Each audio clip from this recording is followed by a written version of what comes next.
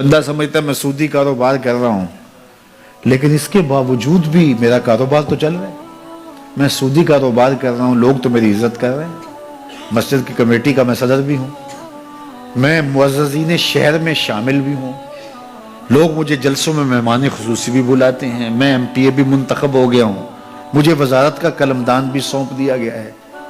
وہ میاں اللہ کی نظر میں ان چیزوں کی اہمیت ہی نہیں ہے۔ یہ چیزیں ہوتی کیا ہیں؟ وہ یہ نہیں چھینتا، وہ ہدایت چھینتا ہے، وہ روٹی نہیں چھینتا، وہ تو نمرود کو بھی روٹی دیتا تھا۔ اس نے کبھی سورج کو منع نہیں کیا کہ اس کے گھر میں روشنی نہ کر، یہ حامان کا گھر ہے، یہ قارون کا گھر ہے، یہ میرے دشمنوں کا گھر ہے، اس کے گھر میں روشنی نہیں ہونی چاہیے۔ چاند کو کہتا ہے اپنی کرنیں بکھیر، سورج کو کہتا ہے اپنی روشنی بکھیر۔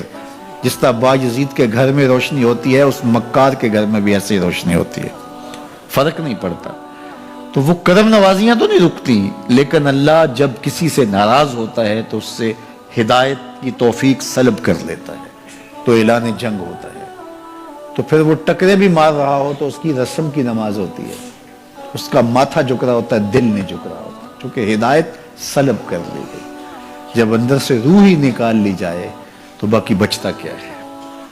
یہ بات ذہن میں رکھیے گا کہ اللہ تعالیٰ جل شانہ نے ہمیں جن کاموں سے روکا ہے، جن کاموں سے منع کیا ہے، ان کاموں کے کرنے میں ہمیں کبھی بھی بھلائی اور خیر نہیں مل سکتی۔ یہ ہم جب اچھی طرح سے ذہن نشین کر لیں، اگر اللہ پر ہمارا یقین اور یقیناً اس پر ہمارا ایمان ہے، تو پھر وہ امر جو اللہ کی طرف سے جن سے روک دیا گیا تو ہم کبھی بھی ان کے قریب تک نہ جائیں، اور جن کاموں کے کرنے کا اسے حکم دیا گیا اس کی حکمتیں نہ بھی ہمیں معلوم ہو۔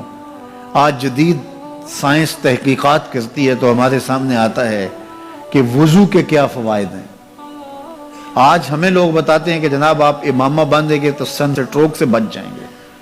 آج دنیا تحقیق اور جستجو کر کے نماز اور دوران خون اور جو ہے وہ نماز کی برکتیں اور کتنی بیماریوں سے نماز کے ذریعے سے بچنے کی کہانیاں سناتے ہیں۔ اچھی بات ہے، نماز سے صحت پہ اثر پڑتا ہے، یہ اچھی بات ہے کہ وضو سے بہت ساری بیماریوں سے نجات ملتی ہے، یہ اچھی بات ہے کہ سر پہ امامہ باندھ لیں تو سن سٹروک سے بچ جاتے ہیں، یہ اچھی بات ہے کہ آپ روزہ رکھتے ہیں تو کینسر جیسے امراض سے آپ کا بچاؤ ہوتا ہے، یہ اچھی بات ہے کہ فلاں عمل کرتے ہیں تو فلاں ہوتا ہے۔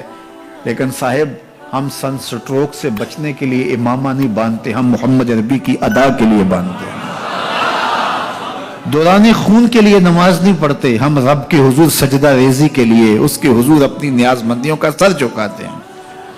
تو حکمتیں بھی ہیں، وہ برکتیں ذیل میں آتی ہیں۔ تو یہ بات ذہن میں رکھیے گا کہ حکمتیں معلوم نہ بھی ہوں تو ہم عمل کرتے ہیں۔ یہی تو ہے کہ یومنون